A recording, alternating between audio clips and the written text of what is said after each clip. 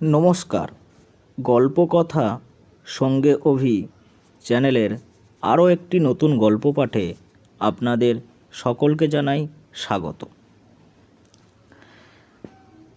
যারা নতুন এই চ্যানেলে গল্প শুনছেন তাদের কাছে একান্ত অনুরোধ, আপনারা দয়া করে চ্যানেলটি সাবস্ক্রাইব করে দেবেন, যাতে আরও নতুন নতুন গল্প নিয়ে আসতে আমি উদ্বুদ্ধ হতে পারি।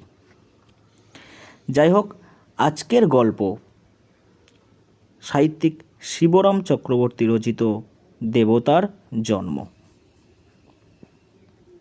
তাহলে গল্পটি শুরু করা যাক।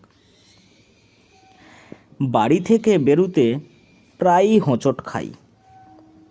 প্রথম পদক্ষেপেই পাথরটা তার অস্তিত্বের কথা প্রবলভাবে স্মরণ করিয়ে দেয়। কদিন ধরেই ভাবছি কি করা যায়। সেদিন বাড়ি থেকে বেরোবার আমার তেমন কোনো তাড়া ছিল না।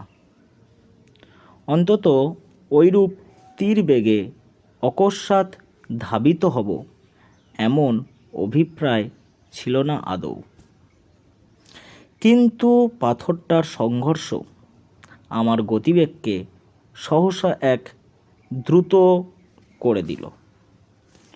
অন্য দিক থেকে মোটর আসছে দেখেও আত্মসংবরণ করতে অক্ষম হলুম। কি ভাগ্যি ড্রাইভারটা ছিল হুঁশিয়ার, তাই রক্ষে। সেদিন থেকেই ভাবছি কি করা যায়। আমার জীবন পথের মাঝখানে সামান্য এক টুকরো পাথর যে এমন প্রতিদ্বন্দ্বী রূপে দেখা দেবে, কোনোদিনই এরূপ কল্পনা করিনি। তাছাড়া ক্রমশই এটা জীবন মরণের সমস্যা হয়ে উঠছে। কেননা ধাবমান মোটর চিরদিনই কিছু আমার পদস্খলনকে মার্জনার চোখে দেখবে এমন আশা করতে পারি না। তাই ভাবছি একটা হেস্তনেস্ত হয়ে যাক, হয় ও থাকুক নয় আমি। ও থাকলে আমি বেশি দিন থাকবো কি না সন্দেহ হলো। তাই যখন আমার থাকাটাই অন্তত আমার দিক থেকে বেশি বাঞ্ছনীয়, তখন একদা প্রাতঃকালে একটা কোদাল জোগাড় করে লেগে পড়তে হলো। একটা বড় গোছের নুড়ি ওর সামান্য অংশই রাস্তার ওপর মাথা তুলেছিল। বহু পরিশ্রমের পর যখন ওটাকে সমূলে উৎখাত করতে পেরেছি, তখন মাথার ঘাম মুছে দেখি আমার চারিদিকে রীতিমতো জনতা। বেশ বুঝলাম এতক্ষণ এদেরই নীরব ও সরব সহানুভূতি আমার উদ্যমে উৎসাহ সঞ্চার করছিল। তাদের সকলের দিকে সপ্রশ্ন দৃষ্টিতে তাকিয়ে জিজ্ঞাসা করলাম, আপনারা কেউ চান এই পাথরটা? জনতার মধ্যে একটা চাঞ্চল্য দেখা গেল, কিন্তু কারো ঔৎসুক্য আছে কি না বোঝা গেল না। তাই আবার ঘোষণা করতে হলো, যদি দরকার থাকে নিতে পারেন, অনায়াসেই নিতে পারেন। আমার শ্রম তাহলে সার্থক জ্ঞান করব এবং আমি খুশি হব। জনতার একতরফ থেকে একজন এগিয়ে এসে জিজ্ঞাসা করলে, এটা খুঁড়ছিলেন কেন? কোনো স্বপ্ন টপ্ন পেয়েছেন নাকি? আমি লোকটার দিকে একটু তাকালাম, তারপর ঘাড় নেড়ে বললাম, না, যা ভাবছেন তা নয়। পাথরটাকে রাস্তার এক নিরাপদ কোণে স্থাপিত করা গেল, কিন্তু আমার কথায় যেন ওর প্রত্যয় হলো না। কয়েকবার আপন মনে মাথা নেড়ে সে আবার প্রশ্ন করলে, সত্যি বলছেন পাননি? কোনো প্রত্যাদেশ টত্যাদেশ? কিচ্ছু না। লোকটার কৌতূহলকে একেবারে দমিয়ে দিয়ে ওপরে এসে মাকে বললাম 2 কাপ চা তৈরি করতে। আমার জন্যই 2 কাপ। পাথরটার সঙ্গে ধস্তাধস্তিতে কাতর হয়ে পড়েছিলাম, প্রায় প্রস্তরীভূত হয়ে গেছিলাম বলতে কি। এরপর প্রায় বাড়ি থেকে বেরুতে এবং বেরিয়ে ফিরতে নুড়িটার সঙ্গে সাক্ষাৎ হয়। অনেক সময় হয় না, যখন অন্যমনস্ক থাকি। এখন ওকে আমি সর্বান্তকরণে মার্জনা করতে পেরেছি, কেননা আমাকে অপদস্থ করার ক্ষমতা ওর আর নেই। সে দৈবশক্তি ওর লোপ পেয়েছে। আমাদের মধ্যে একরকম হৃদ্যতা জন্মেছে বলা যেতে পারে। এমন সময় অকস্মাৎ একদিন দেখলাম নুড়িটার কান্তি ফিরেছে।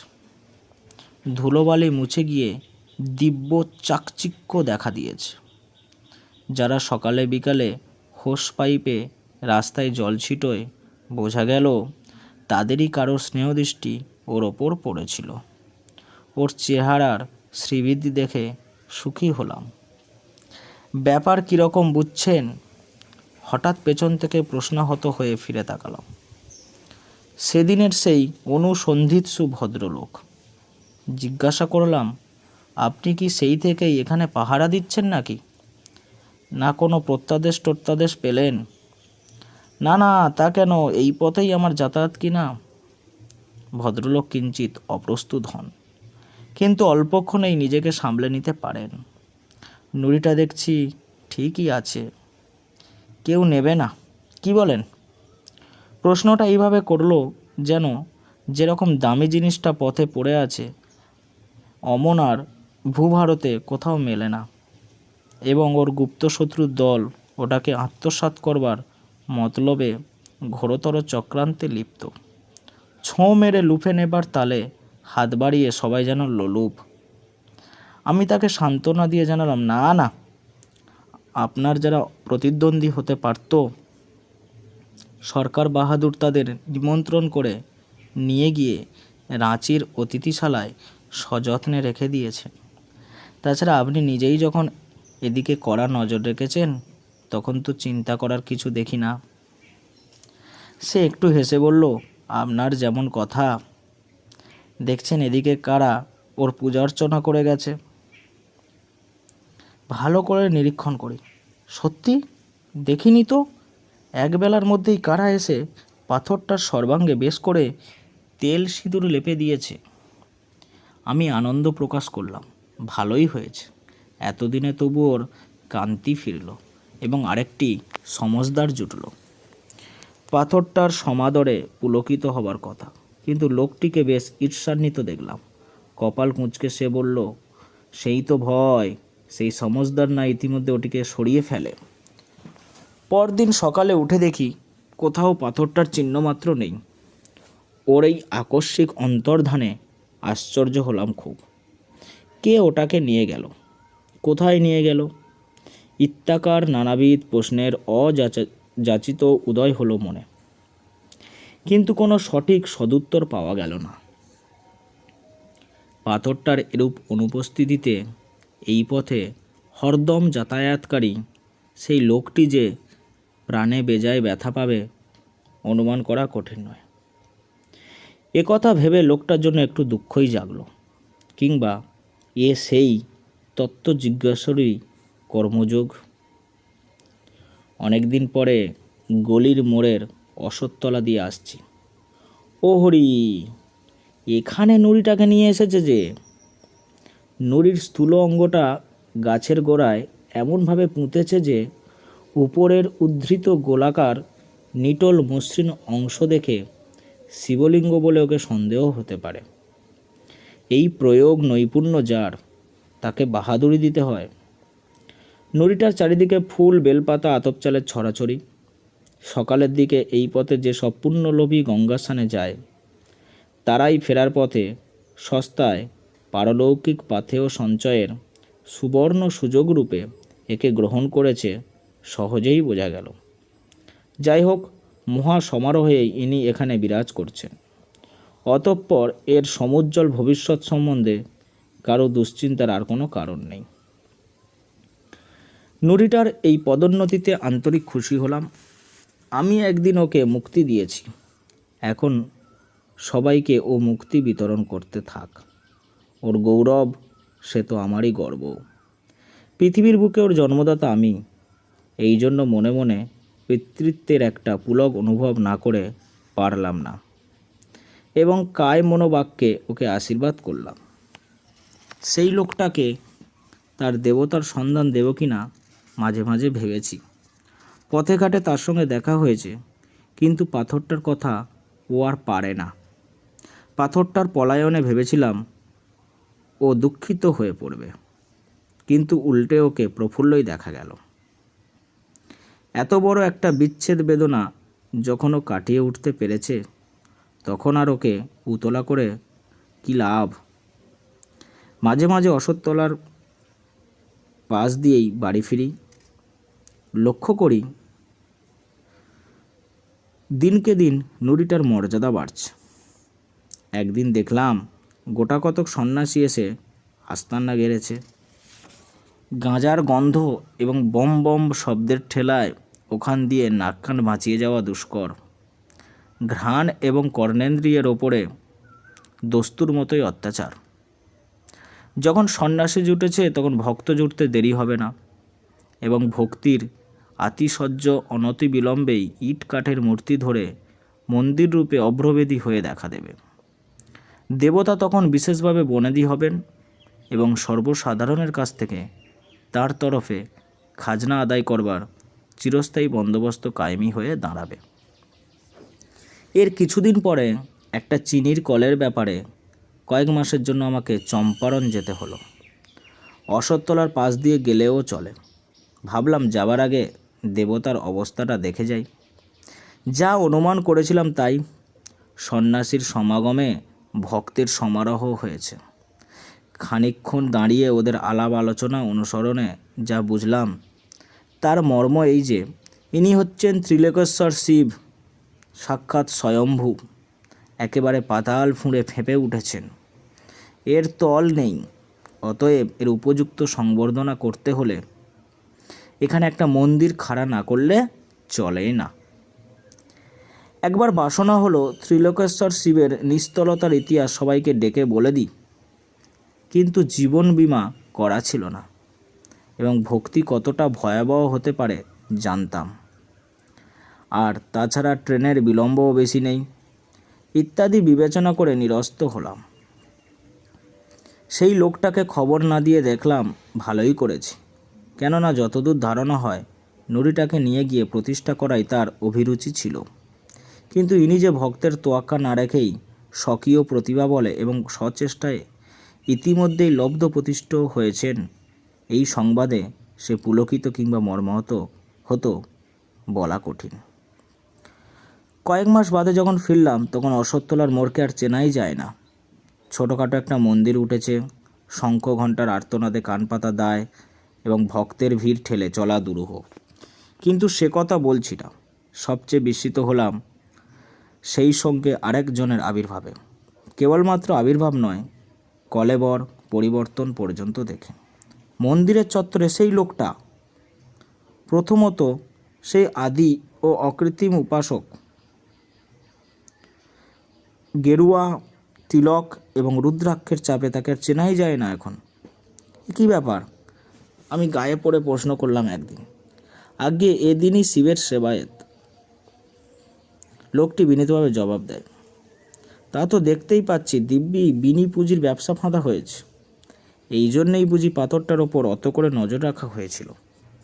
শিলাখণ্ডের প্রতি ওর প্রীতিশীলতা যে অহেতুক এবং একেবারে নিঃস্বার্থ ছিল না, এইটা জেনেই বোধ করি অকস্মাৎ ওর ওপর দারুণ রাগ হয়ে যায়। ভারী রূঢ় হয়ে পড়ি। কানে আঙুল দিয়ে সে বলল, অমন বলবেন না, পাথর কি মশাই? শ্রী বিষ্ণু, সাক্ষাৎ দেবতা যে, ত্রিলোকেশ্বর শিব। উদ্দেশ্য সে নমস্কার জানায়। আমি হেসে বললাম, ওর তল নেই না?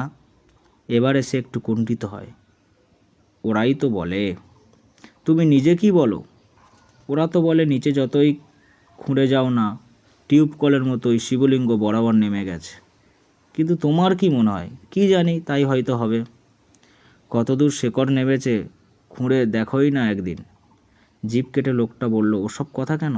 ওতে অপরাধ হয়। বাবা রাগ করবেন, উনি আমাদের জাগ্রত। বটে, কীরকম জাগ্রত শুনি? এই ধরুন না কেন, এবার তো কলকাতায় দারুণ বসন্ত। টিকে নিয়ে কিছু হচ্ছে না। হ্যাঁ, বলো কি, মহামারী নাকি? জানতাম না তো। খবরের কাগজেই দেখবেন কীরকম লোক মরছে। কর্পোরেশন থেকে টিকে দেওয়ার ত্রুটি নেই, অথচ প্রত্যেক পাড়াতেই। কিন্তু আমাদের পাড়ায় এ পর্যন্ত কারোর হয়নি দেবতার কৃপায়। আমরা কেউ টিকেও নিইনি, কেবল বাবার চন্নামের তো খেয়েছি। এ যদি জাগ্রত না হয় তবে জাগ্রত আপনি কাকে বলেন? এবার কি জবাব দেব তা চিন্তা করবার সময় ছিল না। আগে একবার এই রোগে যা কষ্ট পেয়েছিলাম এবং যা করে বেঁচেছিলাম, তাতে বাবা ত্রিলোকনাথের মহিমা তখন আমার মাথায় উঠেছে। আমি এখন চললুম, আমাকে এক্ষুনি টিকে নিতে হবে, আরেকদিন এসে গল্প করব বলে আর মুহূর্ত বিলম্ব না করে মেডিকেল কলেজের উদ্দেশ্যে ধাবিত হলাম। পথে এক বন্ধুর সঙ্গে দেখা, দাঁড় করিয়ে এসে বলল, আরে কোথায় চলেছ এমন হন্যে হয়ে? টিকে নিতে? টিকে নিয়ে তো ছাই হচ্ছে, টিকে কিছু হয় না, তুমি বরং ভেরিলিনাম 201 ডোজ খাওগে কিং কোম্পানির থেকে, যদি টিকে থাকতে চাও। পরের হপ্তায় ওই আরেক ডোজ, তারপরে আরেক, ব্যাস নিশ্চিন্তি।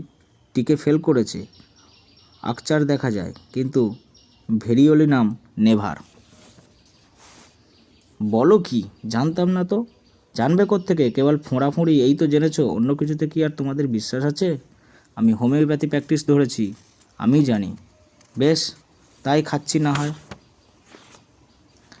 কিং কোম্পানিতে গিয়ে 1 ডোজ 200 শক্তির ভেরিওলিনাম গলাধ্যকরণ করলাম। যাক, এতক্ষণে অনেকটা স্বচ্ছন্দ হওয়া গেল, হালকা হতে পারলাম। এরপরেই পথ দিয়ে উপরি কয়েকটা শবযাত্রা গেল। নিশ্চয় এরা বসন্ত রোগে মরেছে। কি সর্বনাশ, ভাবতেও গা শিউরে ওঠে। ওদের থেকে এইভাবে কত লক্ষই না বীজাণু আকাশে বাতাসে ছড়িয়ে পড়ছে।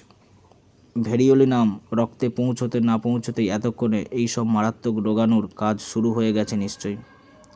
হাত পা ছিটিয়ে আমার বসন্ত সমস্ত শরীর অবসন্ন হয়ে আসে। এই বিপদ সংকুল বাতাসের নিঃশ্বাস নিতেও কষ্ট হয়। অতি সংক্ষিপ্ত এক টুকরো প্রাচীরপত্রে বিখ্যাত বসন্ত চিকিৎসক কোনো এক কবিরাজের নাম দেখলাম। হোমিওপ্যাথি করা গেছে, কবিরাজি বা বাকি থাকে কেন? যে উপায়ে হোক সবার আগে আত্মরক্ষা। বিজ্ঞাপিত ঠিকানায় পৌঁছতেই দেখলাম কয়েকজন মিলে খুব ধুমধাম করে প্রকাণ্ড একটা শিলে কি যেন বাটছেন। কবিরাজকে আমার অবস্থা বলতেই তিনি আঙুল দেখিয়ে বললেন, ওই যে বাটা হচ্ছে, কন্টিকারির শেকড় বেটে খেতে হয়। ওর মতো বসন্তের অব্যর্থ প্রতিষেধক আর কিছু নেই মশাই। ব্যবস্থা মতো তাই একতাল খেয়ে একটা রিক্সা ডেকে উঠে বসা গেল।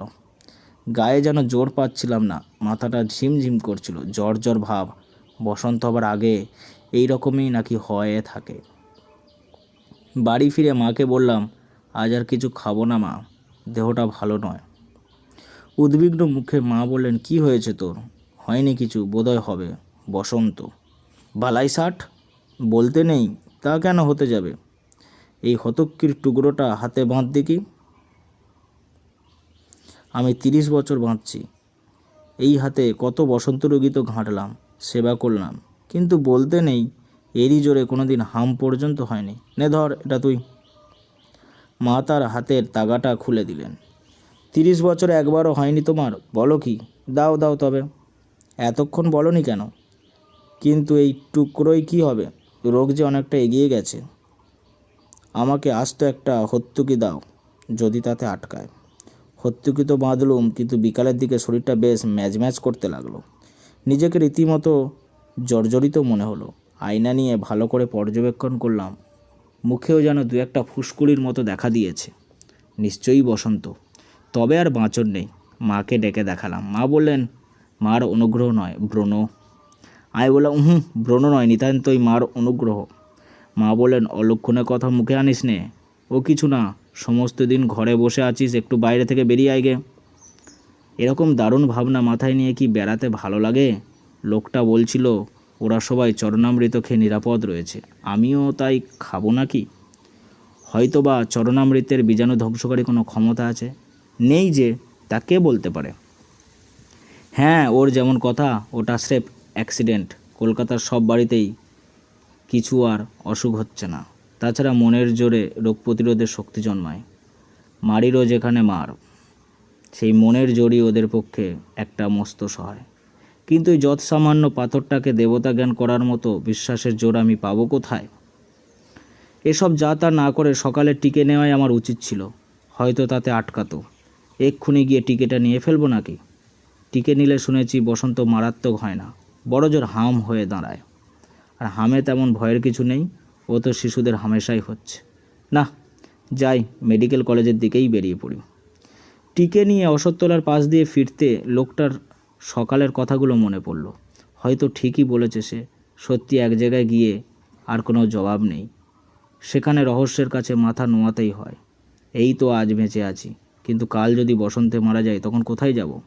শেক্সপিয়ারের সেই কথাটা, সেই স্বর্গমর্ত হোরাসিও একাকার করা বাণী, না একেবারে ফেলনা নয়। এই পৃথিবীর, এই জীবনের সুদূর নক্ষত্রলোক এবং তার বাইরেও বহুধা বিস্তৃত অনন্ত জগতের কতটুকুই আমরা জানি? কটা ব্যাপারেই বা বৈজ্ঞানিক ব্যাখ্যা দিতে পারি?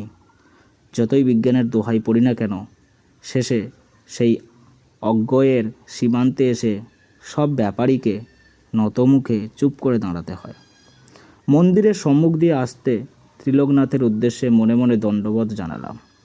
প্রার্থনা করলাম, বাবা, আমার মূঢ়তা মার্জনা করো, মহামারীর কবল থেকে বাঁচাও আমাকে এ যাত্রা। খানিক দূর এগিয়ে এসে ফিরলাম আবার। না, দেবতাকে ফাঁকি দেওয়া কিছু নয়। মুখের ফুসকুড়িগুলো হাত দিয়ে আঁচ করা গেল। এগুলো ব্রণ না বসন্ত? এবার মাটিতে মাথা লুটিয়ে প্রণাম করলাম। বললাম, জয় বাবা ত্রিলোকনাথ, রক্ষা করো বাবা, বোম বোম। উঠে দাঁড়িয়ে চারিদিকে দেখলাম, কেউ দেখে ফেলেনি তো? গল্পটি সমাপ্ত হলো। আশা করি আপনাদের সকলের ভালো লাগবে।